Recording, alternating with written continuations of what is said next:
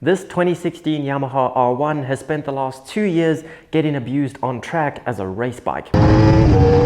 So when it popped up for sale going cheap, I bought it because this has been my dream bike for the past 6 years, and now I'm going to turn it back into a street bike. It's backwards, I know. But you might recognize it from my main channel because it's currently the star. We have a series where I'm turning it back into a street bike, and there are a bunch of comments that I see pretty frequently that I wanted to address because a lot of them make a lot of sense.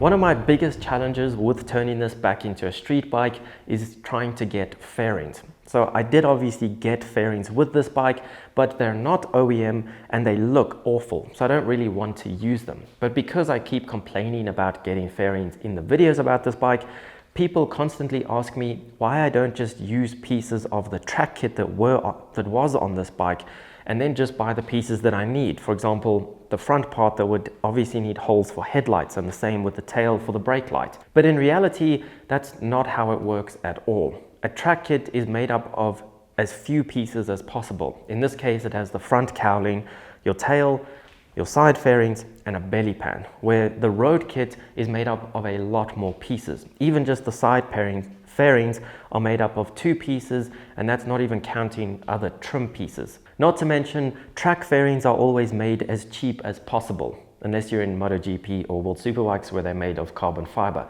But the kit that I had was made out of fiberglass. So already it's a different material and much lower quality so that it's cheap to replace when you crash. So you wouldn't want that paired with nice pieces either. It would just look terrible, not to mention they wouldn't fit together. So unfortunately, I don't have the track kit anymore to show you firsthand. I sold it to make some of my money back, but that is the reason that I'm not going to use the track kit and just buy fairings that I'm missing. Currently, the bike has aftermarket suspension in it. It has bitubo, I'm still not sure how you say it, 4 cartridges in here, and then obviously it has the full bitubo shock in the back.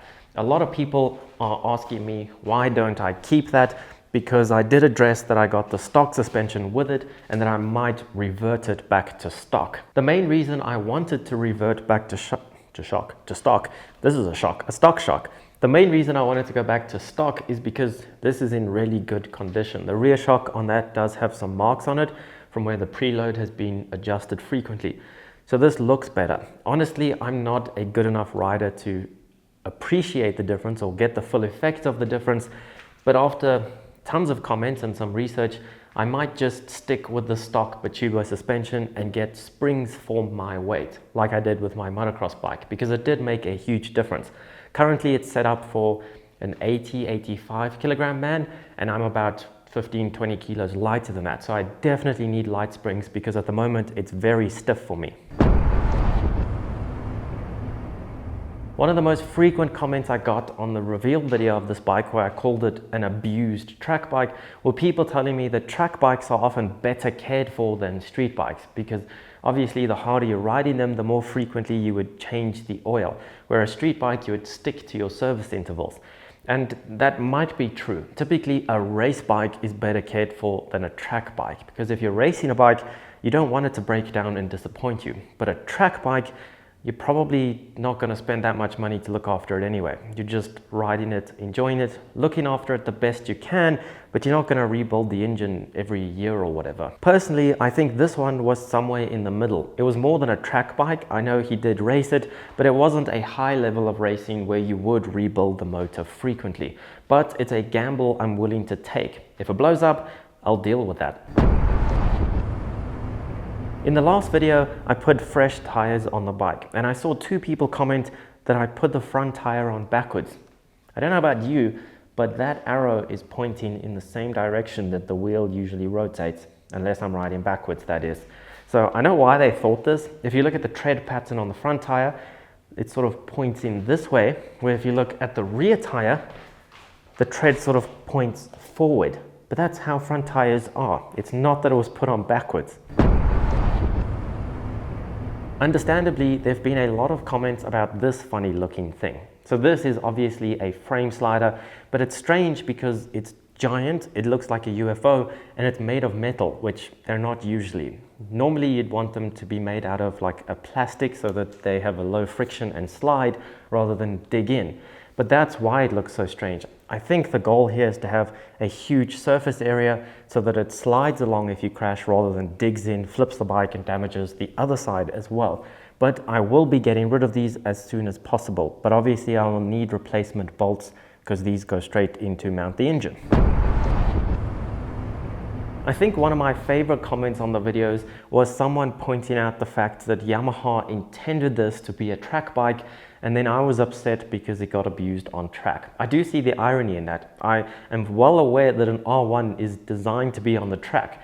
What I'm doing to this is basically like putting it in a zoo. I'm caging it. It had a nice life in the wild on a racetrack, and now I'm bringing it back onto the street. It's not going to be happy with that. So people often say that I should just keep it as a track bike and enjoy it. To be honest, you're probably right, but I don't really ride on the track all that often, nor do I really want to with an R1. 1,000 is a lot of work on a racetrack, and I don't have the skill to do that. If I wanted to get into more track riding, I should start with something like a 300 or even a 600. I could learn a lot more on that. I think the other thing people are getting at is just keep it cheap. If you buy it cheap, don't put more money into it, just enjoy it and have fun on it as it is, which is a good concept. But to be honest, I enjoy the whole process. Turning this back into a street bike so far has been really fun, and having a street bike will be a lot of fun. People also think that I should just strap a flashlight to it or put some headlights on it, go the cheapest route to make it road legal.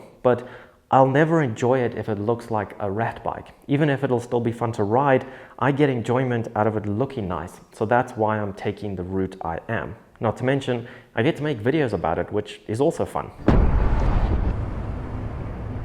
In 2015, when Yamaha launched this generation of R1, one of the new and slightly strange things was that the engine was now silver and not black like they were previously. However, in 2018, I think it was, if I'm not wrong, they did change it back to black engines. So a lot of people say you should stay away from the silver engined R1s because they were known to give problems. They used to have valve springs break and the crank floats. So from the black engine R1s, they fixed those issues with double valve springs and spaces on the end of the crank, or something with a more technical name than that. But basically they fixed those issues. I know there has been some work done to this motor, so I'm hoping the valves have been fixed, but if not, I will try and get it done before it costs more money. I saw one comment in particular that said, aftermarket quickshifters are crap, you should stick with the OEM. To be honest, if I could stick with the OEM one, I probably would, because this one has given me a few issues. So when it's working well, it works really nicely, but when it doesn't, it's annoying. Anything aftermarket never works as well. Well, anything electronic that's aftermarket usually is a little bit more challenging than something stock. So the only reason I'm sticking with this quick shifter is for two reasons. Firstly, I don't even have the OEM one. And secondly, this is cool because it now has an auto blipper. So it works on the way up and down through the gears, where the stock quick shifter on this generation of R1 didn't have that. And I like the auto blipper now that I'm used to it.